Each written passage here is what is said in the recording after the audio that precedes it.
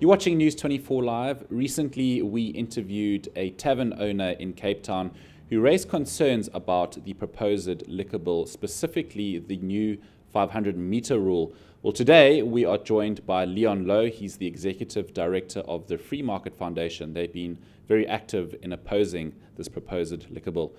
Leon, good morning. First of all, there are 5 main areas that are supposedly going to heavily impact township, tavern and shebeen owners. What are they? Yes, Nick, they are firstly the 500-meter or half-a-kilometer radius proposal.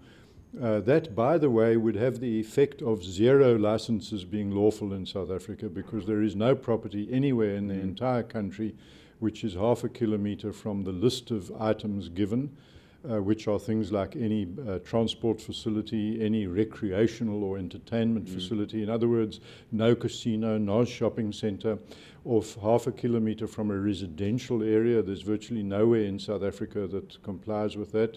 You're either near flatland, Hillbrow, Berea, whatever, Greenpoint, Sea Point. So nowhere in South Africa could there actually lawfully be a liquor outlet. So it is, you cannot draw any reasonable conclusion other than the person who thought of it was intoxicated with liquor at the time. Then the next one is a 21-year age restriction, in other words, raising the permissible age from 18 to 21, which itself is a bit strange, because if you think people at 18 are allowed to vote, in other words, you're clever enough to vote for somebody but not clever enough to have a glass of wine with your meal, and you can get married and have children and choose a career and have surgery and have a driver's license but not have a glass of wine or a beer with your mates after sport. So you can imagine Mamelodi Sons or Kaizer Chiefs play the game and they go for a drink afterwards, but the ones who are under 21 are not allowed to have a drink. It's actually quite ludicrous. Then there is the idea that there have to be zoned areas. In other words, liquor licenses only in zoned areas. Now, what that means in law is what we call a suburb is a zoned area. But no black area, or virtually no black areas in South Africa are zoned, whether they're homelands or former townships like Katlehong or Gugulethu or Soweto, Alexandra Township. And the reason they're not zoned is because they were under apartheid residential areas or dormitory towns without businesses. So there are no business properties other than at immense cost. You can get what's called consent use, but that doesn't make it a zoned area. This means that in no black area in South Africa would there be one allowed anyway, for that reason, let alone the half-a-kilometer rule. And then what were the others? Oh, no advertising or marketing or sponsorships. Now, this is a very, again, perverse idea, because if you think about it, a sponsorship is where somebody's selling something that they consider dodgy, liquor, supports something they consider healthy, for example, sport or rehabilitation centers or whatever. And and I forget what the 5th one was, but it's that sort of thing which you can only assume whoever wrote this really had to be intoxicated, because there will be nowhere in the entire country at which liquor could be lawfully sold under this proposal.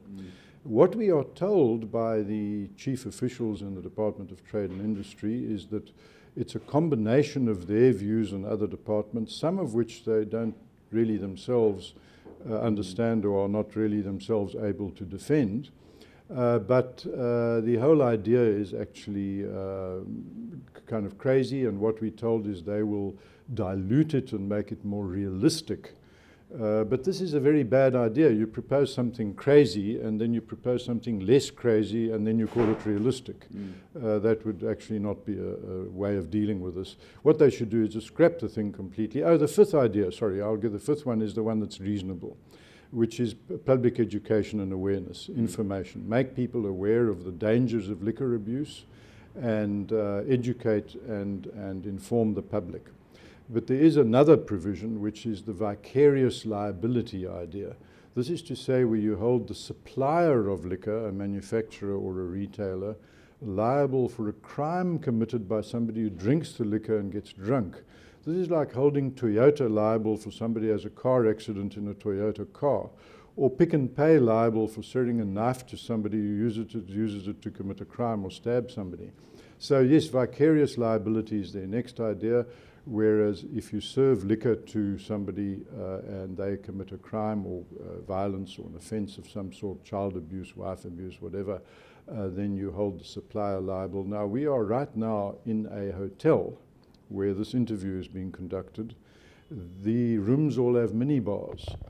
So if people drink from the minibar and get drunk and then attack somebody in the room, the hotel is now liable under this idea. So again, it's a kind of nutty idea that is so nuts, so crazy. You can't be polite about it. You can't actually treat it with dignity, that it really has to be dismissed with contempt.